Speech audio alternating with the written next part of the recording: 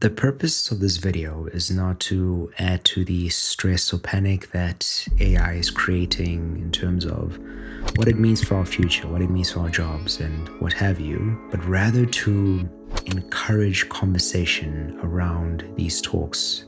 How are we preparing for the change that is coming? And now I've spent a lot of time preparing for this video because I believe in doing my part in sharing my knowledge, what I know, especially from a data/tech perspective. And my ask is, I'd appreciate it if you support this channel by subscribing. Again, thanks in advance. Otherwise, if you're new here, a big welcome to this channel. My name is Kevin, and I am a civil engineer turned data scientist in the fintech space. And before we talk about how I'm preparing for this change that is inevitable among us all, let's get a bit of context of the discussion that CNN had with the CEO of Anthropic. And if you don't know Anthropic, that is the company of Claude. And Claude is, I believe, the main rival of ChatGPT. But anyway, let's get a bit of context of their discussion. So the CEO, Dario Amodei, I tried to practice saying that a couple of times before starting this. And I hope I'm saying that correctly. But anyway, let's get some context. A well-known and respected tech CEO, Dario Amodei, who heads a cutting-edge AI company called Anthropic, is raising alarms tonight about AI's potential impact on employment that could soon be felt. While he says AI can lead to incredible advancements like medical breakthroughs and boost the economy, he believes it could also lead to half of entry-level white-collar jobs disappearing and 10 to 20% unemployment in the next 1 to 5 years. It's something that's been talked about within tech circles for a while, but rarely so starkly and so publicly. I spoke to him just before air about that and other implications he thinks AI may have on society. Dario, you've said that AI could wipe out half of all entry-level white-collar jobs and spike unemployment to 10 to 20%. How soon might that happen? Well, let's, well, first of all, thanks for having me on the show. But just to back up a little bit, I've been building AI for over a decade. And I think maybe the most salient feature of the technology and what is driving all of this is how fast the technology is getting better. A couple of years ago, you could say that AI models were maybe as good as a smart high school student. I would say that now they're as good as a smart college student and sort of reaching past that. I really worry, particularly at the entry level, that the AI models are very much at the center of what an entry-level human worker would do.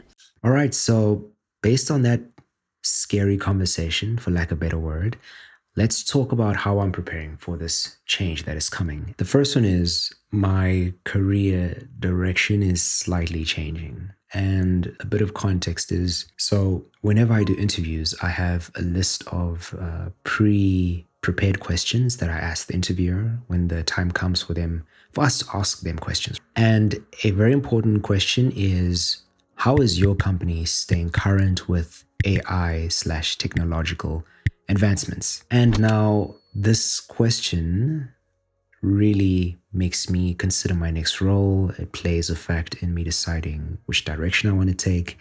And part of that direction plays around that I'm going to take. But I can't reveal too much now, but I will definitely do a future video when everything plays out according to plan. But big changes are coming, and I'm excited to share what that change is. Let's talk about now step 2 of me preparing for this change. And that is, I am going more aggressive with my investment portfolio. So I already have an existing investment portfolio, but I just feel that relying on your 9 to 5 in isolation, that income alone, might be very risky in the future. And so one of the income streams I want to create within the next, say, 5 years is actually from my investments. And one of the biggest asset classes I like to focus on when investing are ETFs. If you don't know what ETFs are, or you don't know the advantages of investing into ETFs, I highly suggest you check out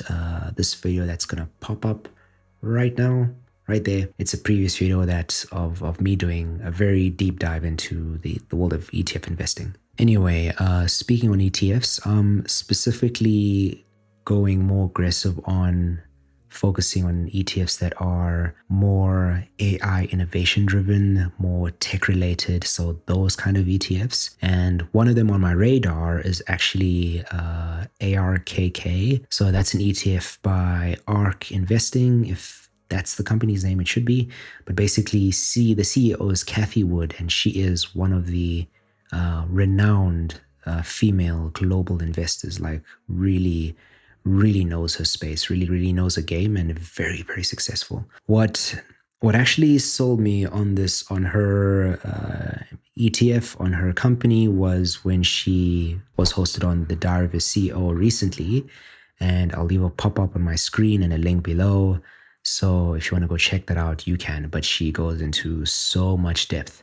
Really worth the listen. Another frontier of my portfolio and where I'm looking to go more aggressive is the crypto space, or as Cathie would put it, the digital asset space. I don't think she likes the word crypto. But anyway, a big one on my radar is actually the most common one, Bitcoin. And there's a reason for this that Cathie Wood actually addresses, and it's mainly summarized into 3 reasons, which I'm just going to read out here quickly. So I don't get any of them wrong, but basically Bitcoin, right? How it differs from other cryptos is that it is a global monetary system, which makes it a huge sort of asset, a huge sort of opportunity as well. The second one is that the crypto space, or the digital asset space, is a new asset class. And when we say asset class, we mean ETFs as an asset class, stocks as an asset class, bonds are an asset class, commodities an asset class. So crypto, or the digital asset space, is also new. So with that newness, there is a lot of opportunity, right?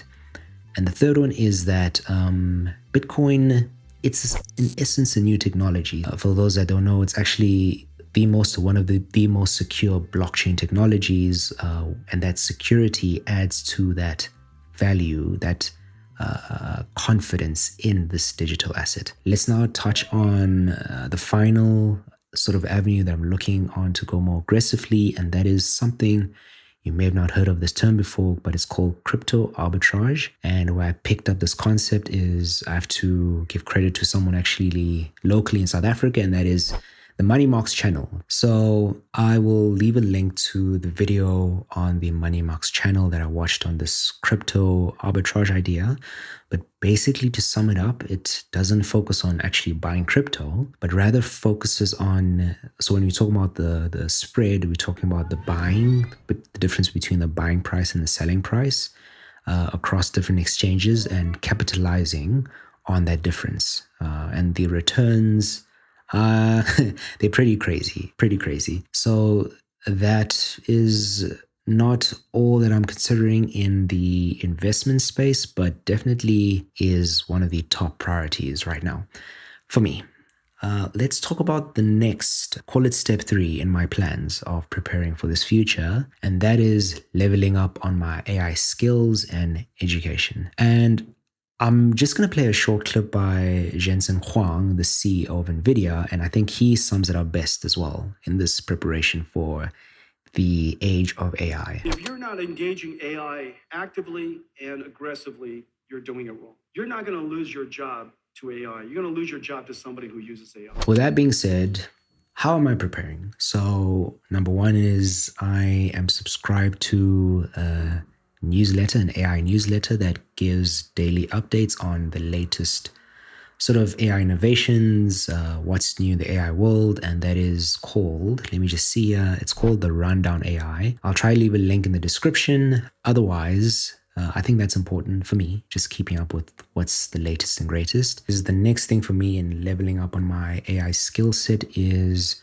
knowing how to use tools such as AI agents, agentic AI, and even really understanding and knowing how to use platforms such as Replit. There's things like Lovable.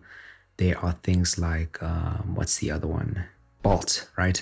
And with these platforms, what they do is you use vibe coding to build applications. And when we talk about vibe coding, what I mean is coding using natural language such as English to actually prompt this AI tool or whatever you want to call it, and it basically produces rather an application or some sort of interface that you are building. Now, if you have not been keeping up to date, the sort of opportunities that this brings about, we're literally talking millionaires being created within a few weeks to months across the globe, with them just figuring out a real world problem, using AI to build an application in, call it 2 weeks, and making millions off of this.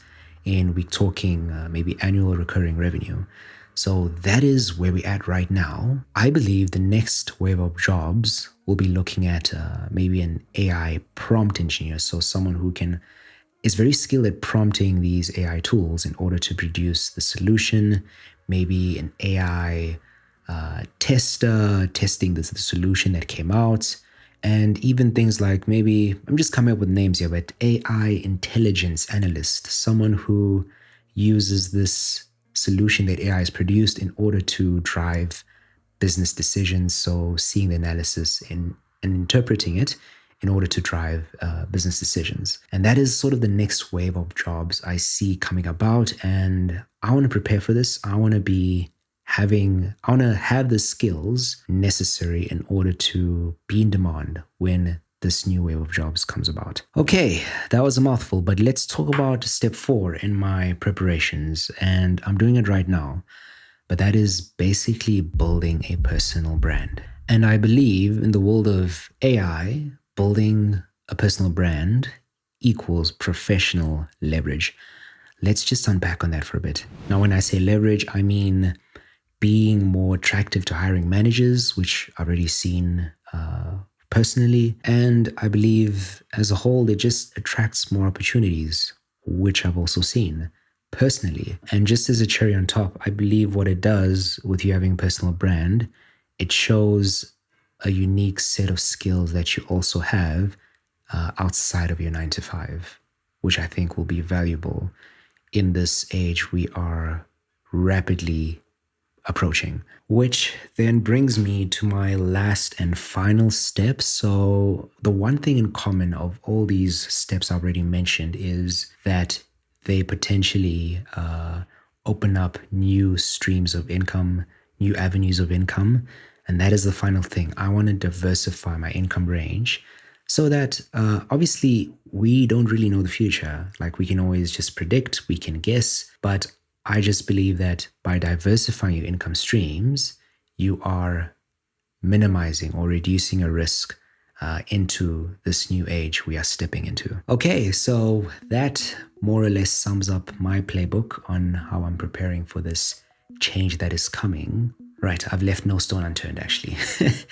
Otherwise, my ask to you is, I want to hear, how are you preparing for this change? Is there anything you are doing differently to anything I've mentioned? And if that is the case, please leave a comment below. I'm so keen to hear what you have to say. Otherwise, until the next one.